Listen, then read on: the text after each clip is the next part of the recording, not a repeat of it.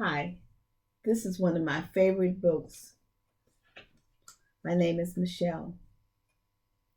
The name of this book is Jack and the Beanstalk. It's a story that's being retold and illustrated by Stephen Kellogg. Now look at the details in his illustrations and his drawings. If you get a chance when you go to the library, get a book by Stephen Kellogg because he always has great detail in his artwork. This is a page in the book.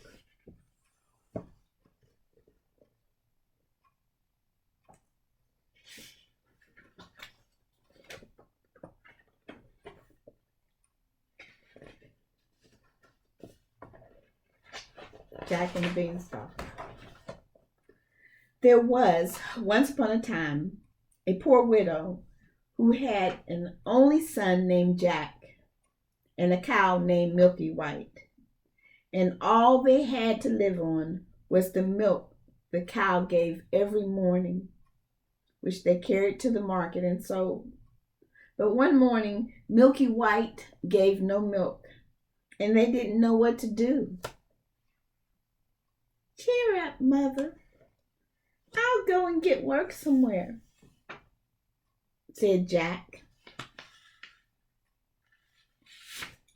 "We've tried that before, and nobody would take you," cried Mother.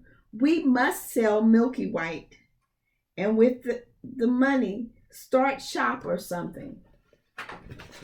This is the mother, and the cow, and Jack.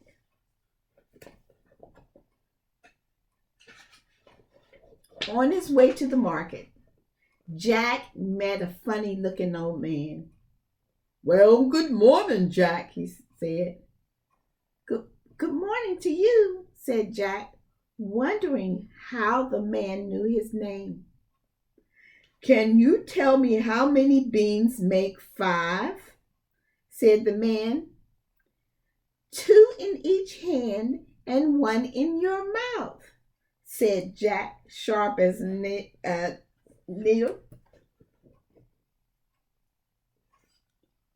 "Right," said the man, "and as you are such a bright lad, I don't mind doing a swap with you. Your cow for these beans." "Go along," said Jack. "Oh, but these are magical beans," said the man. "If you plant them tonight, by morning they grow right up to the sky." "Really?" said Jack. "Yes, and if it doesn't turn out to be true, you can have your cow back." I wonder what Jack is going to do.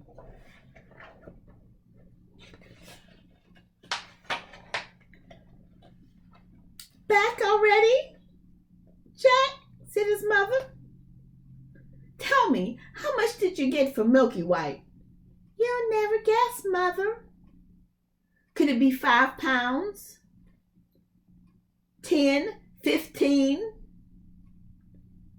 "No," she cried. "It can't be 20. "I knew you couldn't guess. What do you say to these magical beans? Put them out tonight and—" "What?"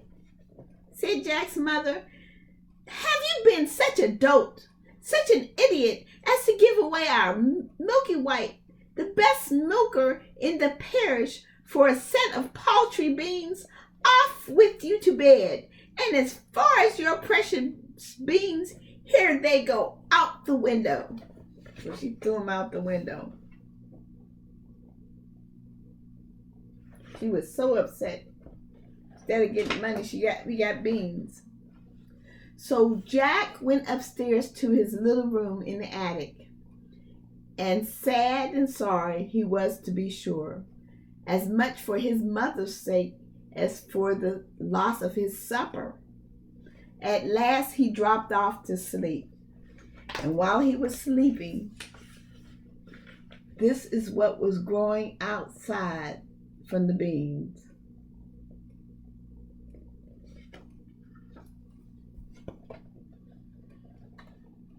You see Jack sleeping in the window.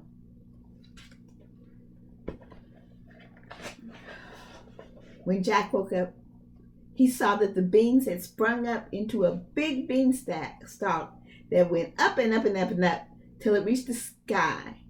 So the old man spoke the truth after all.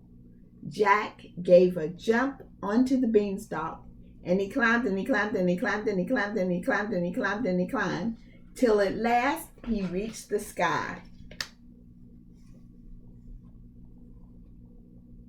The beanstalk.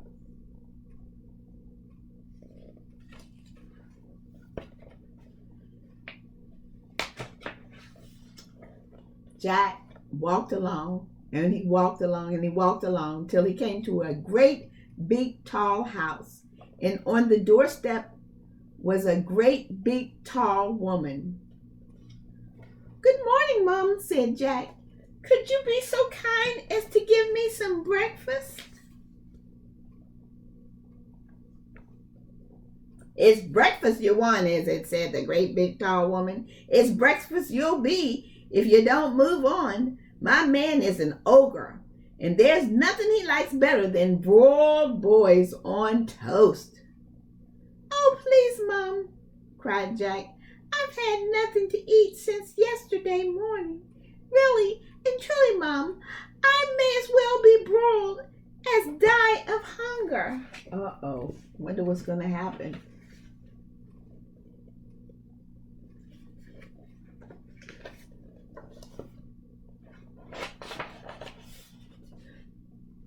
Well, the ogre's wife was not half so bad after all.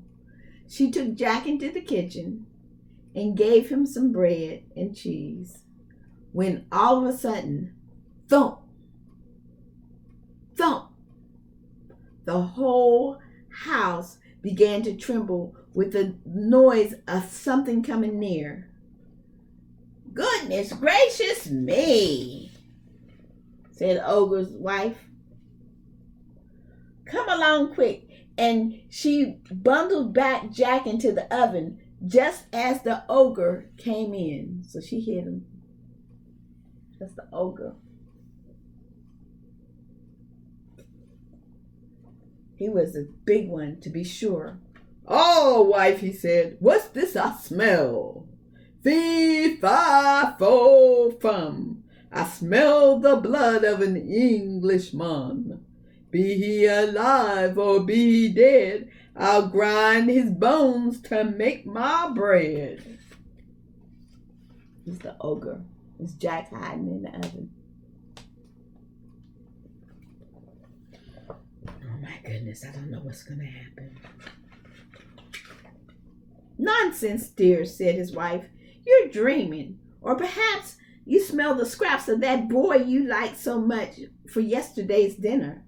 Here you go and have a wash and tidy up. And by the time you come back, those cows will be broiled for your breakfast." Look at them looking.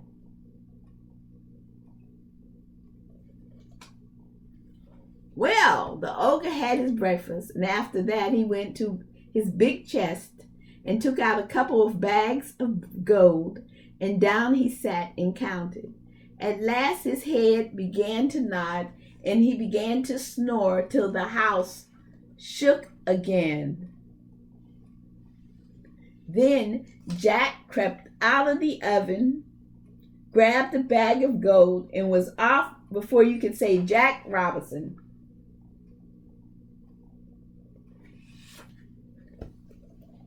He took his gold. Is that a good thing? I don't know. When Jack came to the beanstalk, he threw down the gold, which of course fell into his mother's garden.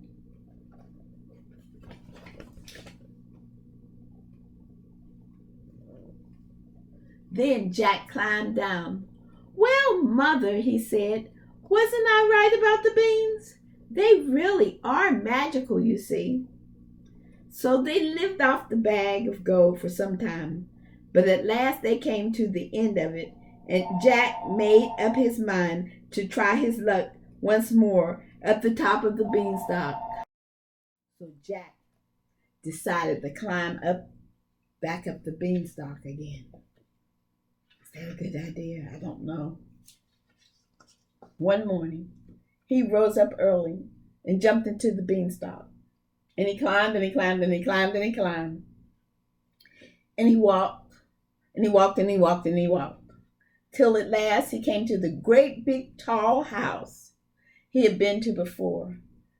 There, sure enough, standing on the doorstep was the great big tall woman. "Go away, my boy," said the big tall woman, "or else my man will eat you for breakfast. But aren't you the youngster who came here once before? Do you know that very day my man missed one of his bags of gold?"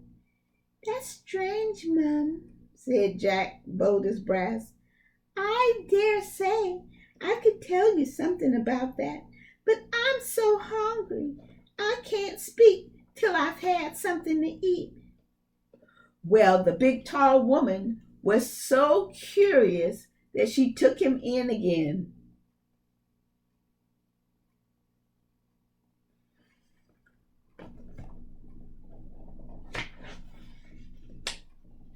All happened as it did before. Thump, thump, thump. They heard the ogre's footsteps, and his wife hid Jack away in the oven.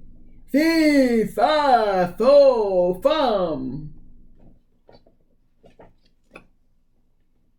Looking for him. After breakfast, the ogre said, "Wife, bring me the hen that laid the golden eggs." So she brought it, and the ogre said, "Lay," and it laid eggs all of gold. Soon the ogre began to nod his head and to snore till the house shook. Then Jack tiptoed out of the oven, nabbed the golden egg, and off he peltered. Now, peltered means off he ran. Ran with that hen with the golden egg.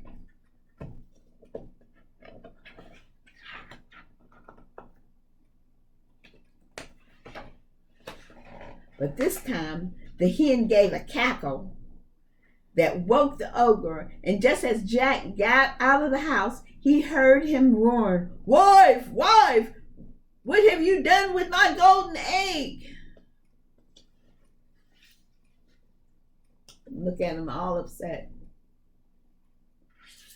When Jack got home, he showed his mother the wonderful hen and said, "Lay to it," and it laid a golden egg every time he said lay.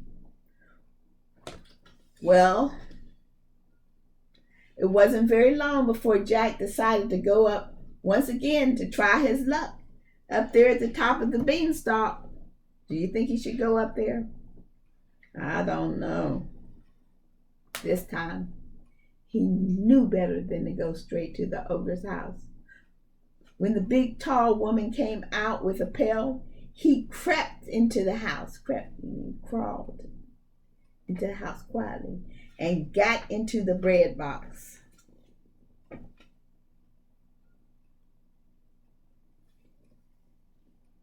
He hadn't been there long when he heard thump, thump, thump as before, and in came the ogre and his wife. "Fee, fi, fo, fum, I smell the blood of an Englishman. I smell him, wife, I smell him." "Do you, my dearie?" said the ogre's wife. "Well, if it's the little rogue that stole your gold in the hen, then he's sure to have gotten into the oven." Because see, that's where she had put him before. Oh, he wasn't in the oven this time. He was in the bread box. If he'd have gotten in the oven, they surely would have gotten him. They both rushed to the oven, but Jack wasn't there. And the ogre's wife said, "There you are again with your fee-fi-fo-fum. Why, of course, it's the boy you caught last night that I've just broiled for your breakfast," she said. "How forgetful I am, and how careless you are not to know the difference between the live and the dead after all these years."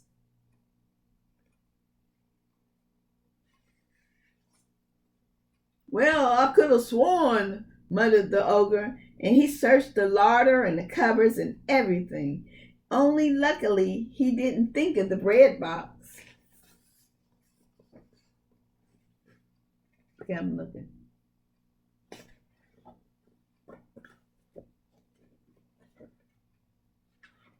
After his breakfast was over, the ogre called out, "Wife, bring me my golden harp." So she brought it, and he said, "Sing," and the golden harp sang most beautifully. Ding, ding, ding, ding, ding, ding, ding, ding, ding, ding. And it went on singing till the ogre fell asleep and began to snore like thunder. Then Jack lifted the lid very quietly and crept like a mouse on hands and knees till he came to the table, and up he crawled and caught hold of the golden harp.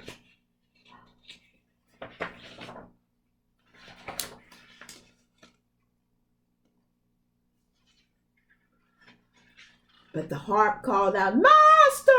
Master!" And the ogre woke up. Look at him, look at him. That's Jack. And that's the ogre waking up. He doesn't look too happy. Oh, that's scary. Jack ran as fast as he could, and the ogre came rushing out after him.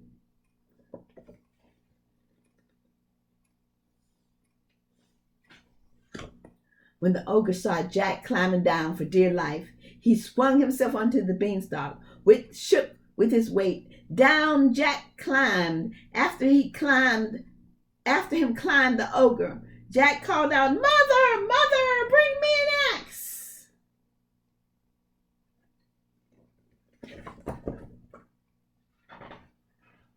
Jack's mother rushed out with an axe in her hand, and Jack gave a chop and at the beanstalk, cutting it in two.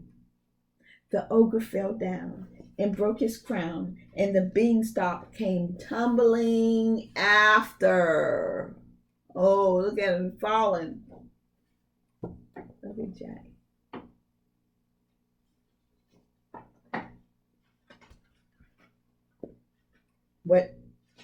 With showing the golden harp and selling the golden eggs, Jack and his mother became very rich, and Jack married a great princess, and they all lived happily ever after.